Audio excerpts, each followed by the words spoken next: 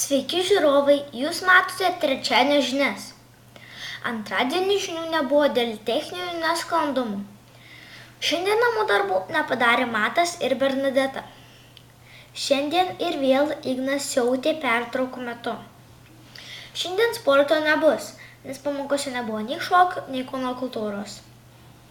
Bet vietoj sporto bus skiltis, kurioje bus pasakomos numatomos šventės ar išvykos.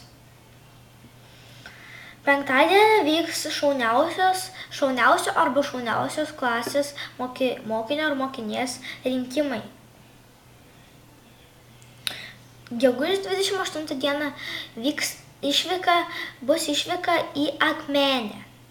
Kadangi nėra nei orų, bus papildoma informacija. Tikiuosi, kad ateityje tokių techninių nesklandumų kaip antradienį nebus. Tai jei tom dienom nebus, dar čia yra papildoma informacija. Jei nebus dienomis orų arba sporto, jūs pakeis šios skiltis. Išvykos ar šventės numatomos ir papildoma informacija. Ir jei nebus žinių, bus darbeliai kokie numatomi daryti, ir viskas, ko tik reikia.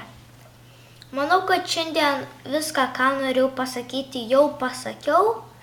Tai ką reikėjo pasakyti trečiadienį. Ir nenusiminkit tie, kas pagalvojo, kad bus video kas antrą dieną. Video įkėliau pirmadienį ir trečiadienį todėl, nes, kaip ir pradžioje sakiau, antradienį buvo techniniai nesklandumai. O techniniai nesklandumai tai buvo, kad mano kamera išsikrovė. Tai manau, kad daugiau taip nebebus. Iš anksto pažiūrėsiu, ar kamera pakrauta. Tai iki ketvirtadienio.